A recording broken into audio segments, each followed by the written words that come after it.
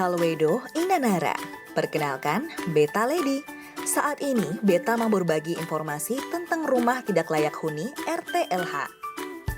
Ada rumah yang kelihatannya mewah, tapi ternyata tidak layak untuk dihuni. Dan sebaliknya, ada rumah yang kelihatannya sangat sederhana, tapi masuk kategori rumah layak huni.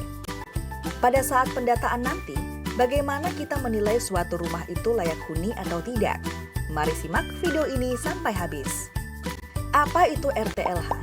Dari definisi menurut Kementerian Kesehatan maupun Kementerian PUTR secara umum, RTLH dapat kita definisikan sebagai rumah atau hunian yang aspek fisik dan mentalnya tidak memenuhi persyaratan.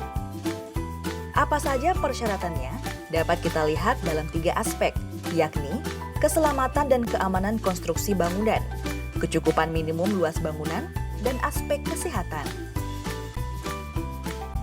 Aspek keselamatan dan keamanan konstruksi bangunan. Pada aspek ini, hal yang harus diperhatikan adalah apakah rumah tersebut mempunyai pondasi yang sesuai standar. Pondasi yang sesuai standar adalah menggunakan batu kepala, lebar bagian atas pondasi atau tempat duduk slope minimal 20 hingga 25 cm, dan bagian bawahnya atau di dalam tanah disesuaikan tetapi harus lebih lebar dari bagian atas. Ini berlaku untuk pondasi yang tingginya maksimal 60 cm.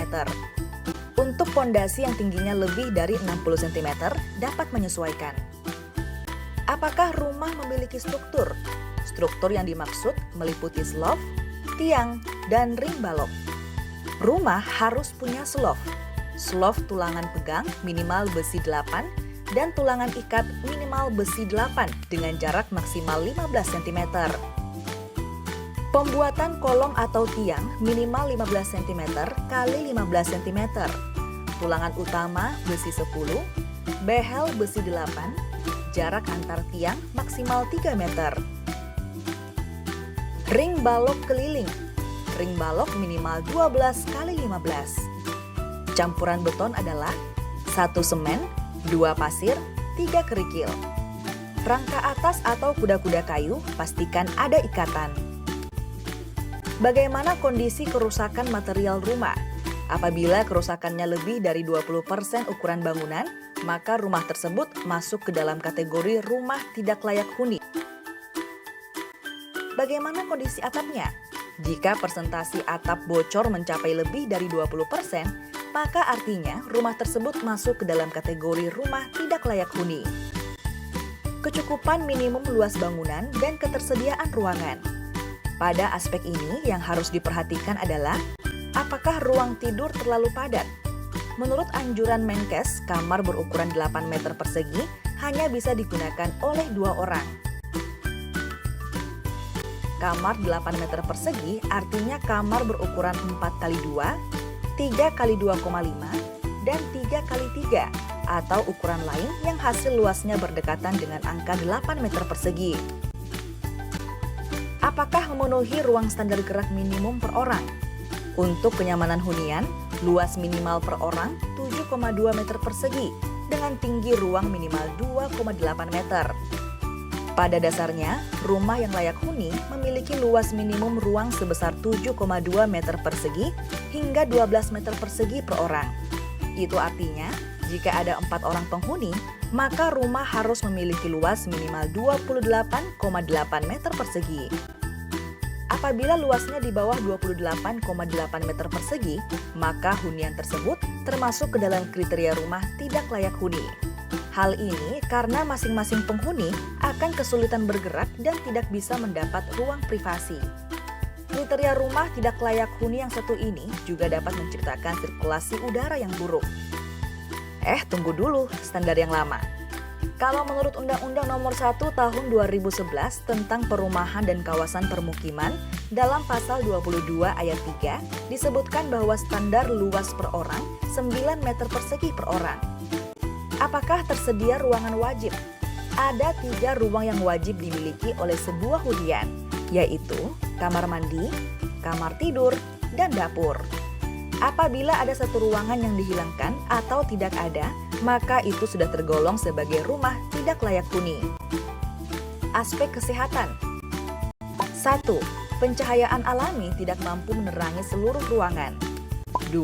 Kualitas udara tidak memenuhi standar rumah sehat. 3. Ukuran ventilasi rumah tidak sesuai panduan ideal. Rumah tidak layak huni biasanya memiliki ventilasi cahaya dan udara yang tidak memadai. Ini bisa jadi penyebab sesak nafas dan penyakit lainnya yang diderita penghuni. Ukuran ventilasi ideal adalah 1/20 dari luas ruangan. Sebagai gambaran, seandainya kamu mempunyai lantai ruangan dengan luas 5 meter persegi, maka ukuran ventilasi dapat dihitung 1/20 kali 500 cm persegi, sama dengan 25 cm persegi. 4. Ada binatang penular penyakit di dalam rumah, seperti ular kaki seribu, kecoa, serangga lainnya, bahkan hewan peliharaan seperti anjing, kucing, ayam yang tidak terurus secara baik. 5. Sumber daya air bersih tak terpenuhi.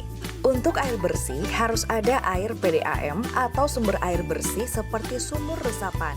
Adapun kriteria minimum air bersih yakni terlihat jernih secara fisik, tidak berbau dan tidak berasa.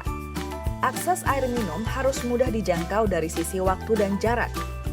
6. Tidak ada sarana penyimpanan makanan yang aman. 7. Limbah rumah tangga tidak dapat dikelola dengan baik. Misalnya, air cucian, peralatan masak, dan air mandi yang tidak menggunakan sistem resapan ke dalam tanah, namun dibuang saja di halaman belakang. 8. Tersedia bangunan sebagai sarana MCK beserta septic tank yang layak, tempat sampah, saluran pembuangan air kotor, dan sistem pembuangan air limbah. 9. Apakah lokasi hunian tidak berada di kawasan rawan banjir ataupun longsor? Jika hunian di kawasan rawan banjir, lokasi ini akan mendatangkan masalah kesehatan di masa depan, mulai dari kelembapan, lumpur, hingga perkembangan bakteri akibat ada bagian rumah yang terendam. 10. Tersedia akses listrik. Setelah mendengar penjelasan tadi, aduh pusing lai, tapi jangan takut. Saat mendata nanti, semua tertera jelas di formulir, tinggal dicentang saja. Kalau ada kendala, silahkan tanya di grup enumerator. Memang langkah awal biasanya berat, tapi kalau su bikin, su alami, pasti selanjutnya jadi gampang. Tetap semangat kerja, jangan takut, yakin deng Tuhan pasti bisa. Kalau Edo.